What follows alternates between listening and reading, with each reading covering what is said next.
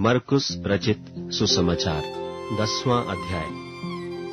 फिर वह वहां से उठकर यहूदिया के सिवानों में और यरदन के पार आया, और भीड़ उसके पास फिर इकट्ठी हो गई, और वह अपनी रीति के अनुसार उन्हें फिर उपदेश देने लगा। तब फरीसियों ने उसके पास आकर उसकी परीक्षा करने को उससे पूछा, क्या यह उचित है कि पुरुष अपनी पत्नी को त्यागे? उसने उनको उत्तर दिया कि मूसा ने तुम्हें क्या आज्ञा दी है? उन्होंने कहा, मूसा ने त्याग पत्र लिखने और त्यागने की आज्ञा दी है। यीशु ने उनसे कहा कि तुम्हारे मन की कठोरता के कारण उसने तुम्हारे लिए यह आज्ञा लिखी, पर सृष्टि के आरंभ से परमेश्वर ने नर और नारी करके उनको बनाया है। इस कारण मनुष्य अपने माता पिता से अलग होकर अपनी पत्नी के साथ रहेगा, और वे दोनों एक तन होंगे। इसलिए वे अब दो नहीं पर एक तन हैं। इसलिए जिसे परमेश्वर ने जोड़ा है उसे मनुष्य अलग न करे। और घर में चेलों ने इसके विषय में उससे फिर पूछा। उसने उनसे कहा, जो कोई अपनी पत्नी को त्याग कर दूसरी से ब्याह करे तो वह उस पहली के विरोध में व्यभिचार करता है, और यदि पत्नी अपने पति को छोड़कर दूसरे से ब्याह करे तो वह व्यभिचार करती है, और यदि पत्नी अपने पति को छोड़कर दूसरे से ब्याह करे तो वह व्यभिचार करती है। फिर लोग बालकों को उसके पास लाने लगे कि वह उन पर हाथ रखे, पर चेलों ने उनको डांटा। यीशु ने यह देख क्रुद्ध होकर उनसे कहा, बालकों को मेरे पास आने दो और उन्हें मना न करो, क्योंकि परमेश्वर का राज्य ऐसों ही का है। मैं तुमसे सच कहता हूँ कि जो कोई परमेश्वर के राज्य को बालक की नाई ग्रहण न करे वह उसमें कभी प्रवेश करने न पाएगा। और उसने उन्हें गोद में लिया और उन पर हाथ रखकर उन्हें आशीष दी।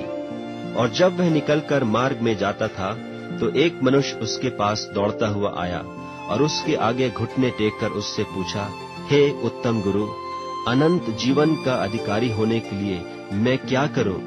यीशु ने उससे कहा, तू मुझे उत्तम क्यों कहता है? कोई उत्तम नहीं, केवल एक, अर्थात परमेश्वर। तू आज्ञाओं को तो जानता है, हत्या न करना, व्यभिचार न करना, चोरी न करना, झूठी गवाही न देना, छल न करना, अपने पिता और अपनी माता का आदर करना। उसने उससे कहा, हे गुरु, इन सब को मैं लड़कपन से मानता आया हूँ। यीशु ने उस पर दृष्टि करके उससे प्रेम किया और उससे कहा, तुझ में एक बात की घटी है, जा, जो कुछ तेरा है उसे बेचकर कंगालों को दे, और तुझे स्वर्ग में धन मिलेगा, और आकर मेरे पीछे हो ले। इस बात से उसके चेहरे पर उदासी छा गई, और वह शोक करता हुआ चला गया, क्योंकि वह बहुत धनी था। यीशु ने चारों ओर देखकर अपने चेलों से कहा, धनवानों को परमेश्वर के राज्य में प्रवेश करना कैसा कठिन है। चेले उसकी बातों से अचंभित हुए। इस पर यीशु ने फिर उनको उत्तर दिया, हे बालकों, जो धन पर भरोसा रखते हैं उनके लिए परमेश्वर के राज्य में प्रवेश करना कैसा कठिन है।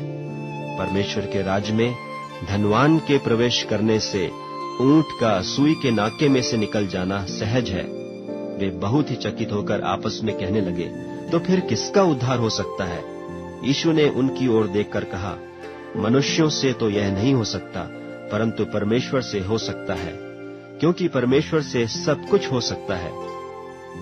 पतरस उससे कहने लगा कि देख, हम तो सब कुछ छोड़कर तेरे पीछे हो लिए हैं।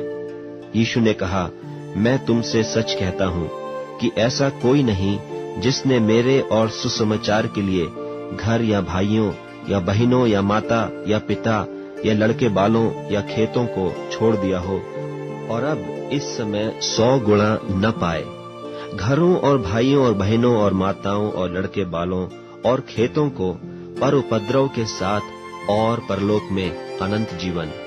पर बहुतेरे जो पहले हैं पिछले होंगे, और जो पिछले हैं वे पहले होंगे।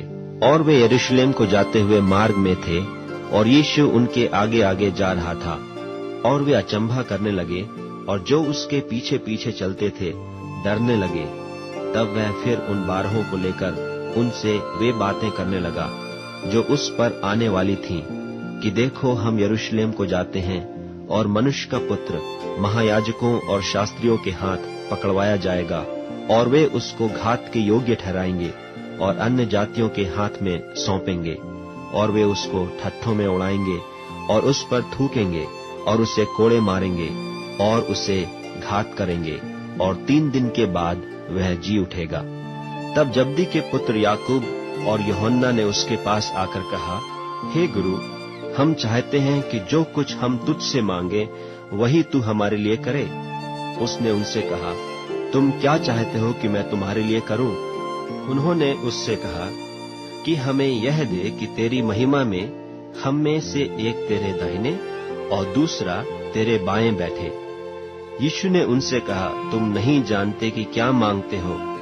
जो कटोरा मैं पीने पर हूँ क्या पी सकते हो, और जो बपतिस्मा मैं लेने पर हूँ क्या ले सकते हो? उन्होंने उससे कहा, हमसे हो सकता है। यीशु ने उनसे कहा, जो कटोरा मैं पीने पर हूँ तुम पियोगे, और जो बपतिस्मा मैं लेने पर हूँ उसे लोगे, पर जिनके लिए तैयार किया गया है उन्हें छोड़ और किसी को अपने दाहिने और अपने बाएं बिठाना मेरा काम नहीं। यह सुनकर 10 याकूब और यूहन्ना पर रिसियाने लगे, और यीशु ने उनको पास बुलाकर उनसे कहा, तुम जानते हो कि जो अन्य जातियों के हाकिम समझे जाते हैं वे उन पर प्रभुता करते हैं, और उनमें जो बड़े हैं उन पर अधिकार जताते हैं, पर तुम में ऐसा नहीं है। वरन जो कोई तुम में बड़ा होना चाहे वह तुम्हारा सेवक बने, और जो कोई तुम में प्रधान होना चाहे वह सबका दास बने। क्योंकि मनुष्य का पुत्र इसलिए नहीं आया कि उसकी सेवा टहल की जाए, पर इसलिए आया कि आप सेवा टहल करे और बहुतों की छुड़ौती के लिए अपना प्राण दे। और वे यरीहो में आए, और जब वह और उसके चेले और एक बड़ी भीड़ यरीहो से निकलती थी, तो तिमाई का पुत्र बरतिमाई, एक अंधा भिखारी, सड़क के किनारे बैठा था। वह यह सुनकर कि यीशु नासरी है, पुकार पुकार कर कहने लगा कि हे दाऊद की संतान यीशु, मुझ पर दया कर। बहुतों ने उसे डांटा कि चुप रहे, पर वह और भी पुकारने लगा कि हे दाऊद की संतान, मुझ पर दया कर। तब यीशु ने ठहर कर कहा, उसे बुलाओ। और लोगों ने उस अंधे को बुलाकर उससे कहा, ढाढ़स बांध, उठ, वह तुझे बुलाता है। वह अपना कपड़ा फेंककर शीघ्र उठा और यीशु के पास आया। इस पर यीशु ने उससे कहा, तू क्या चाहता है कि मैं तेरे लिए करूं? अंधे ने उससे कहा, हे रब्बी, यह है कि मैं देखने लगूं। यीशु ने उससे कहा, चला जा, तेरे विश्वास ने तुझे चंगा कर दिया है। वह तुरंत देखने लगा और मार्ग में उसके पीछे हो लिया।